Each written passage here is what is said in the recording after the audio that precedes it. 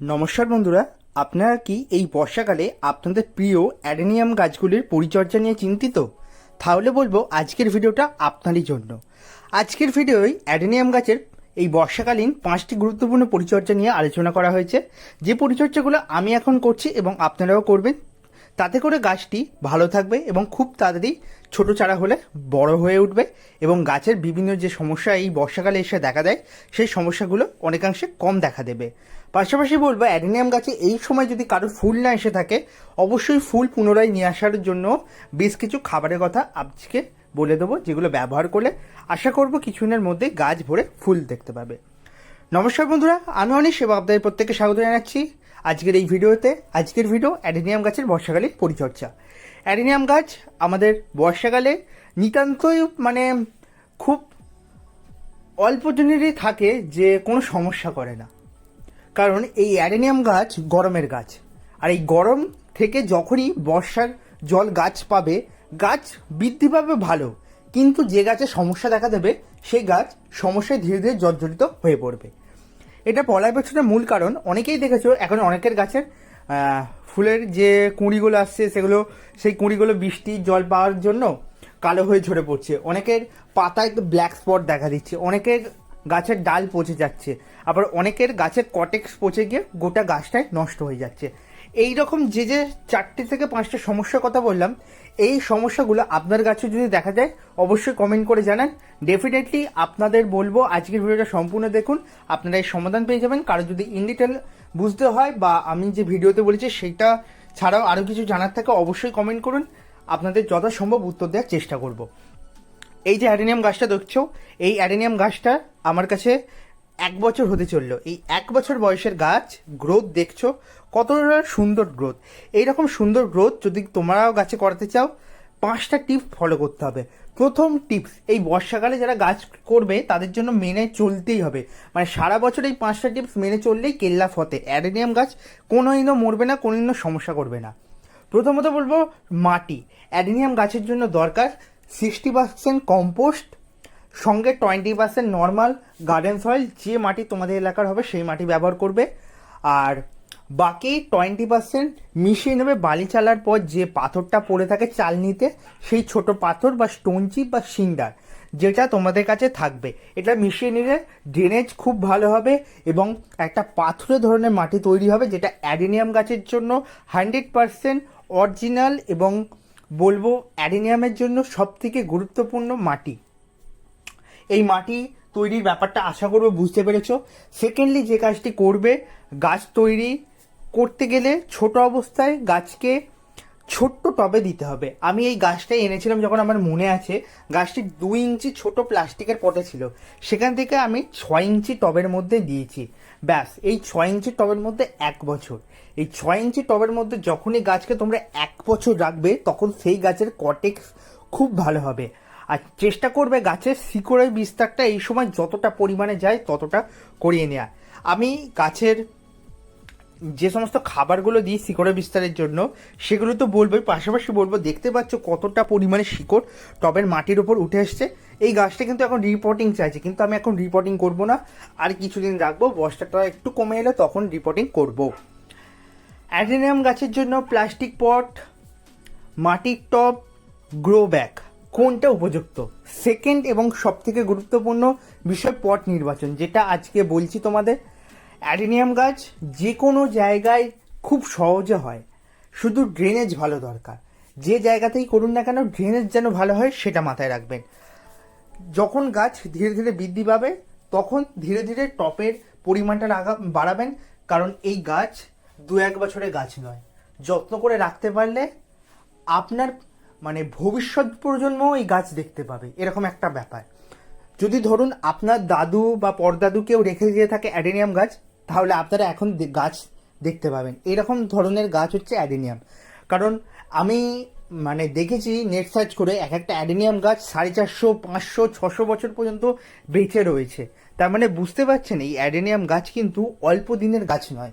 আর এই অল্প দিনের গাছ যেহেতু নয়, তাই আমাদের ছাদ বাগানের মধ্যে পরিমিত স্পেসে গাছ করতে হলে প্রথমেই গাছকে বড় জায়গায় দিয়ে দিলে তো চলবে না, ধীরে ধীরে ছোট থেকে বড়তে যখনই যাব গাছ দেখতে সুন্দর হবে, কটেক্স অসাধারণ হবে এবং গাছ খুব সুন্দরভাবে বেড়ে উঠবে।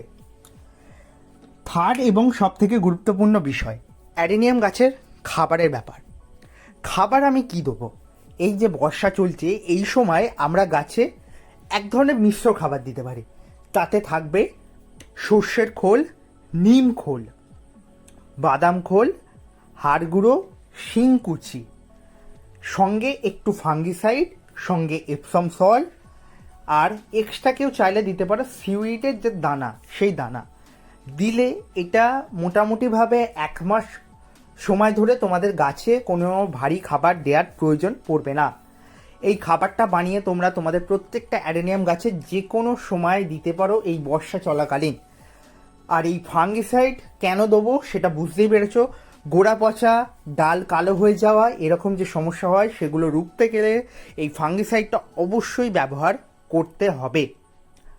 যারা এই খাবারটা দেবে না, এখন এনপিকে 10-26-26 যেটা সুফলা নামে পাওয়া যায়, খুবই স্বল্প পয়সার সার, 40 টাকা মাত্র কেজি, 10 থেকে 12টা দানা প্রত্যেক সপ্তাহে এরকম 6 ইঞ্চি টবলে ছড়িয়ে দাও।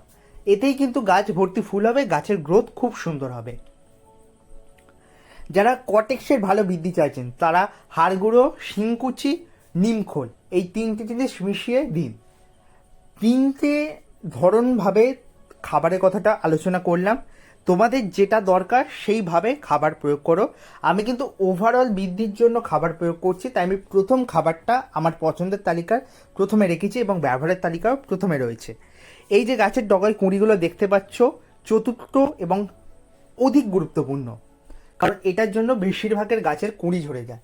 এই যে গাছের কুঁড়িগুলো দেখতে পাচ্ছ, এই কুঁড়িগুলো জাস্ট 3-4 দিন হবে এসছে। এই কুঁড়িগুলোকে যদি আমাদের গাছে টিকিয়ে রাখতে হয়, কালো হয়ে যাওয়া রোধ করতে হয়, তাহলে এই যে বৃষ্টির ওয়েদার, এই বৃষ্টির ওয়েদারে আমাদের গাছটিকে শেডে নিয়ে যেতে হবে এবং গাছে 3 দিন ছাড়া ফাঙ্গিসাইড স্প্রে করতে হবে। 3 দিন ছাড়া, ফুল থাকাকালীন বা কুঁড়িতে অবস্থায় থাকাকালীন যে কোনো সিস্টেমিক এবং কন্ট্যাক্ট বেস ফাঙ্গিসাইড যেমন Saaf, Ridomil gold, Blitox, Bavistin, blue copper base, যে কোনো তোমরা ফাঙ্গিসাইড লিটারে 1.5 গ্রাম গুলে নিয়ে স্প্রে করো। এবং যাদের কাছে অ্যামিস্টার টপ বা কোনো লিকুইড ফাঙ্গিসাইড রয়েছে, লিটারে 0.5 ml স্প্রে করলেই এটা কিন্তু ভালো কাজ দেবে। এটা পাতায় এবং মিডিয়ায় 2 জায়গাতে স্প্রে করবে, তাহলে কটেক্সও ভালো থাকবে, গাছের ওপরের অংশও ভালো থাকবে। পঞ্চম এবং সবথেকে গুরুত্বপূর্ণ বিষয় আমি এটা বলছি কারণ এই যে ফাঙ্গিসাইডটা দেবো এটা কিন্তু গাছের গ্রোথ 50% কমিয়ে দেবে যতই খাবার দাও না কেন। ফাঙ্গিসাইড এমন একটা জিনিস যেটা গাছের জন্য দরকারও হয়, আবার না দিলেও ভালো, সব থেকে ভালো আমি এটা বলে চলি। কারণ ফাঙ্গিসাইড দরকার পড়লেই ব্যবহার করা প্রয়োজন, কারণ ফাঙ্গিসাইড যখন দেবো আমরা বেনিফিশিয়াল ব্যাকটেরিয়াগুলোকে নিজে থেকে মেরে ফেলছি। আর এই বেনিফিশিয়াল ব্যাকটেরিয়া যখনই গাছে মরে যাবে, মানে মিডিয়া থেকে মারা যাবে বা গাছ থেকে মারা যাবে, তখনই গাছের গ্রোথ কিন্তু কমে যাবে এবং গাছের বিভিন্ন ধরনের সমস্যা, যেগুলো মানে খাবারের ঘাটতিজনিত সমস্যা, সেগুলো দেখা দেবে। তাই আমি বলবো তোমরা যদি ফাঙ্গিসাইড ব্যবহার করো সপ্তাহে একবার করে যে কোনো একটা অনুখাদ্য বা ভিটামিন স্প্রে করবে। মিরাকুলার রাখতে পারো, মোমোবিন রাখতে পারো, সুপার সোনাটা রাখতে পারো, যে কোনো একটা এই অনুখাদ্য সপ্তাহে 1 দিন স্প্রে করবে লিটারে 2 ml পরিমাণ দিয়ে সকালের টাইমে। অনুখাদ্য সমস্ত সময় সকালের টাইমে স্প্রে করবে এবং ফাঙ্গিসাইড স্প্রে করবে যখন মানে বৃষ্টি 2-3 দিন বৃষ্টি হওয়ার পর টানা রৌদ্র উঠছে বা শুকনো ভাব, তখন স্প্রে করবে।